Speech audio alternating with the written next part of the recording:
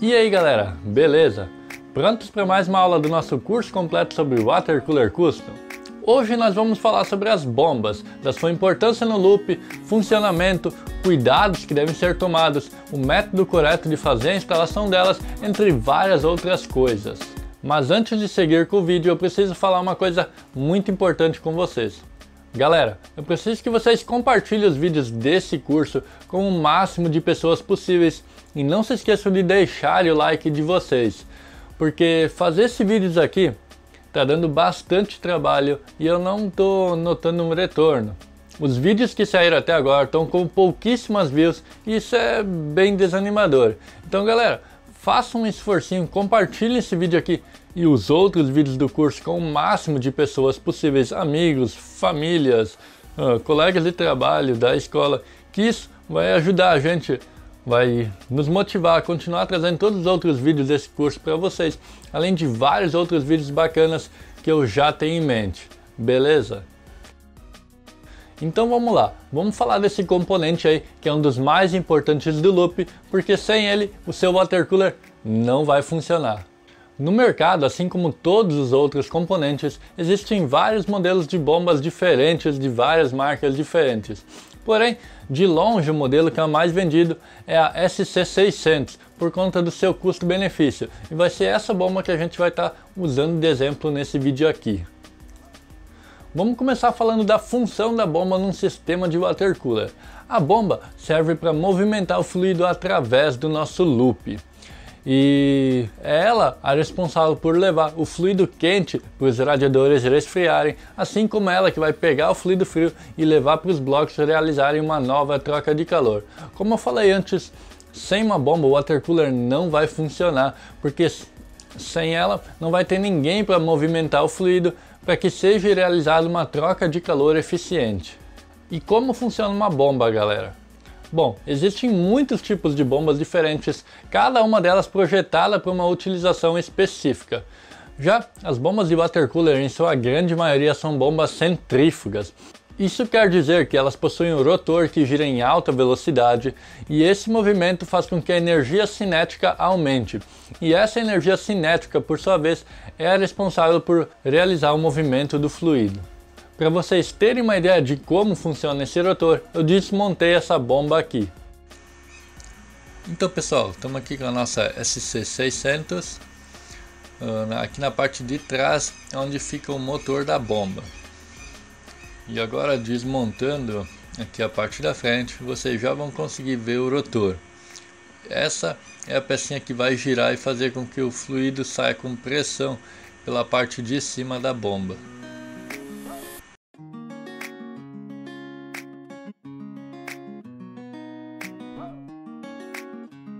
E para quem quiser se aprofundar um pouquinho mais sobre o funcionamento dessas bombas, eu vou deixar aqui embaixo o link de um arquivo falando sobre elas. Então galera, o que vocês estão achando do vídeo? Legal, né? Então por favor não se esqueçam de deixarem o like e de se inscreverem no canal se ainda não forem inscritos. Seguindo com o nosso vídeo, vamos falar sobre a utilização e as especificações das bombas. As bombas possuem duas características principais.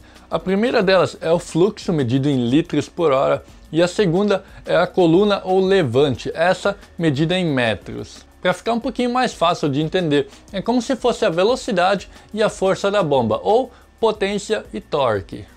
Por exemplo, não adianta vocês terem uma bomba com uma alta capacidade de vazão se a pressão de coluna dela for baixa, porque dependendo do seu loop, pode ser que essa bomba não tenha força suficiente para empurrar o fluido e isso vai fazer com que o fluxo fique muito fraco ou, na pior das hipóteses, pode ser até que ele pare.